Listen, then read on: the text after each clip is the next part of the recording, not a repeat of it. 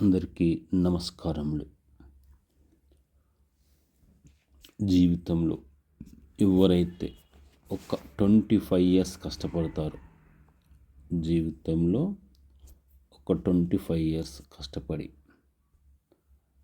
జీవితంలో జస్ట్ ఒక 25 ఇయర్స్ కష్టపడి దర్జాగా బతికి తిని తాగి, ఓకేనా, పర్ డే 200 రూపీస్. ఎంత అండి? Per day just 200 rupees. Monthly 6,000 కనుక మీరు ఒక 25 ఇయర్స్ ఇన్వెస్ట్ చేస్తే ఒక 2 కోట్లు అవుతుంది. ఎంత అండి? మరోసారి చెప్తున్నా, మంత్లీ 6,000 పర్ డే 200, 25 ఇయర్స్. అంటే ఒకతను 25 ఇయర్స్ నుండి సంపాదించడం మొదలు పెడుతున్నాడు అనుకుందాం. అతనికి ఒక 50 ఇయర్స్ ఏజ్ వచ్చే వరకు ఇన్వెస్ట్ చేస్తాడు. పర్ డే 200 కాబట్టి నాట్ ఏ ప్రాబ్లం. అంటే వాళ్ళు సంపాదించింది మొత్తం ఇక్కడ పెట్టుకున్నట్లు. వాళ్ళ కోరికలు నెరవేర్చుకొని కారు కొనుక్కుంటారా, ప్లాట్ కొనుక్కుంటారా, తీర్థయాత్రకు వెళ్తారా, ఎంజాయ్ చేస్తారా, వెకేషన్కి వెళ్తారా. బట్ ఒక 200 రూపీస్ కనుక ఇన్వెస్ట్ చేయగలిగితే ఒక 25 ఇయర్స్ ఒక 2 crore అవుతుంది. ఇక లైఫ్లో వాళ్ళ వంశం మొత్తం కూర్చొని తినచ్చు. వాళ్ళ వంశం, ఎంటైర్ వంశం కూర్చొని తినచ్చు. Just investment of per day 200. ఎలానో చెప్తా చూడండి. 25 ఇయర్స్ కాగానే 2 crores అయినాయి కదా. సో ఆ 2 crores ఇప్పుడు ఆల్రెడీ ఇది ఏ ఫండ్లో పెట్టారు అంటే, వాళ్ళు ప్రాక్టికల్ ప్రూవ్డ్ ఫండ్ అండి. ఈక్విటీ హైబ్రిడ్ ఫండ్ ఇక్కడ ఉంటుంది. ఈక్విటీ హైబ్రిడ్ ఫండ్ చాలా మ్యూచువల్ ఫండ్స్లలో ఈక్విటీ హైబ్రిడ్ ఫండ్ ఉంది. ప్రాక్టికల్గా ప్రూవ్డ్ ఫండ్ అన్నట్టు ఈక్విటీ హైబ్రిడ్ ఫండ్. ఎవరైనా కనుక ఇప్పుడు ఫస్ట్ మనం చెప్పింది ఏంటి, సిస్టమేటిక్ ఇన్వెస్ట్మెంట్ ప్లాన్. అంటే మనం డబ్బులు దాచుకునే మెథడ్ను సిస్టమేటిక్ ఇన్వెస్ట్మెంట్ ప్లాన్. మనం డబ్బులు దాచుకుంటున్నాం, ఇప్పుడు రిటర్న్ తీసుకుంటున్నాం. సిస్టమేటిక్ విత్డ్రాయల్ ఫండ్, ఎస్డబ్ల్యూపీ ఉంది కదా, సిస్టమేటిక్ విత్డ్రాయల్. ఇప్పుడు మనం డబ్బులు రిటర్న్ తీసుకుంటున్నాం అన్నట్టు. అంటే ఇక్కడ శర్మ అనే పర్సన్ 60 ఇయర్స్ ఏజ్ ఉన్నప్పుడు ఇన్వెస్ట్ చేశాడు. ఎక్కడ 188 20 ఇయర్స్ ఇగో. అంటే ఇప్పుడు 8 ఇయర్స్ ఉంది ఆయనకు. 20 ఇయర్స్ ఎగో ఒక 1,85,00,000 ఇన్వెస్ట్ చేసిండు. ఇవి ఎక్కడ వచ్చినాయి? అయితే డైరెక్ట్గా వేరే ఆ డబ్బులన్నా తీసుకొచ్చి మ్యూచువల్ ఫండ్లో పెట్టాలి, లేదా ఈ లెక్కన నెలకు 200 లెక్కల 20 ఇయర్స్ దాస్తే 20. ఈ డబ్బులైనా ఇందులో ఇన్వెస్ట్ చేయండి, లేదా మీ దగ్గర ఇంకేమన్నా అసెట్స్ ఉండాలి. సో మ్యూచువల్ ఫండ్స్ ఎందుకు చెప్తామంటే, మీ దగ్గర మీరే కష్టపడి ఒక 4 ఎకరాల భూమి అన్నారనుకుందాం.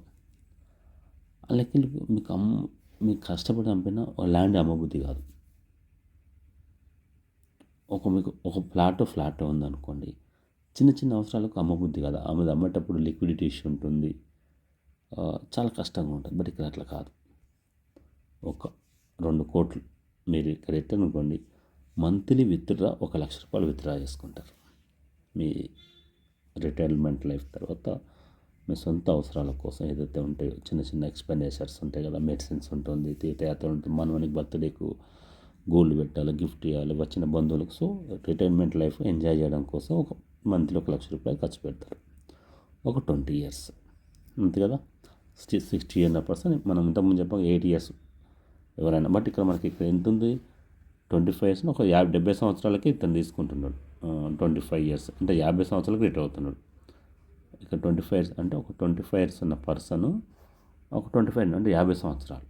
ఆ తర్వాత ఇలా ఇన్వెస్ట్ చేస్తే ఓకేనా, 50 సంవత్సరాల పర్సన్. ఇక్కడ 8 ఇయర్స్ ఉన్న పర్సన్ చెప్పినాము, 20 ఇయర్స్ బ్యాక్ 60. బట్ ఎనీహౌ 2 కోట్లు కనుక ఇన్వెస్ట్ చేస్తే నెలకు 1,00,000 రూపాయలు తీసుకోగా 20 ఇయర్స్ మీరు విత్డ్రా చేసింది మంత్లీ 1,00,000లో మీరు తీసుకున్న అమౌంట్ 2,40,00,000.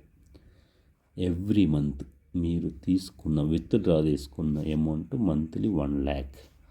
అలా 20 ఇయర్స్ అంటే మీరు 50 ఇయర్స్ 60 ఇయర్స్ ఉన్నప్పుడు ఈ సిస్టమేటిక్ విత్డ్రాయల్ ప్లాన్లో సెలెక్ట్ చేసుకొని ఎవ్రీ మంత్ 1,00,000 తీసుకుంటున్నారు.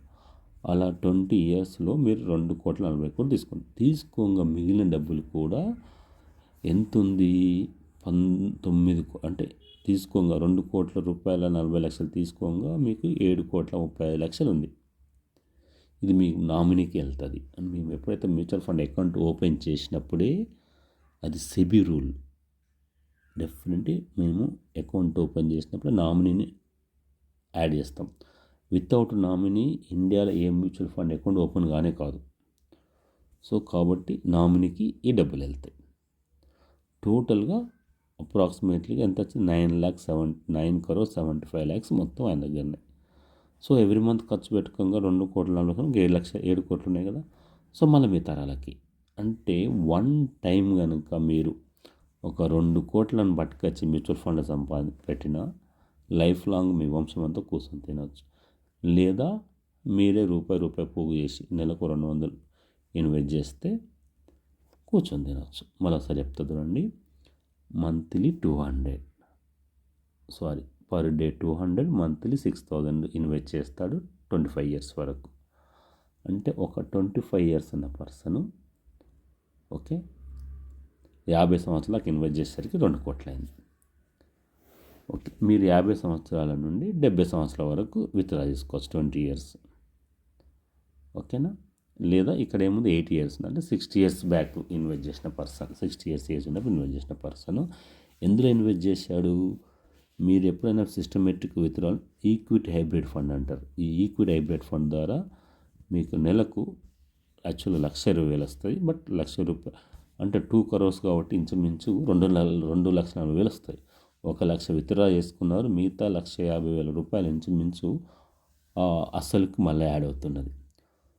సో మీరు 2.5 కోట్ల తీసుకోగా కూడా మీకు 7.5 కోట్లు మిగులుతుంది. టోటల్గా 9,75,00,000 ఉంటుంది. ఇది బాస్. ఓకే, లైఫ్లో ఒక్కసారి కనుక పర్ డే 200 లెక్కన 25 years కనుక దాయగలిగితే మీ వంశం మొత్తం కూర్చొని తినచ్చు. ఇది బ్యూటీ ఆఫ్ మ్యూచువల్ ఫండ్. వడ్డీకి వడ్డీ, లాభానికి లాభం యొక్క కాంపౌండింగ్ మనీ. ఇలాంటి ఫండ్స్ చాలా సిస్టమేటిక్ విత్డ్రాయల్ ఫండ్లో మీరు గూగుల్ చేయండి. ఈక్విటీ హైబ్రిడ్ ఫండ్ చాలా ఉన్నాయి, చాలా లాభాలు వచ్చినాయి. వేలాది మన ఫండ్స్ ఉన్నాయి, చాలా ఇట్లా ఫండ్స్ పర్ఫామ్ చేస్తున్నాయి. సో మీ అందరికీ డబ్బులు రావడం అనేది పక్కా. Thank you. జై హింద్.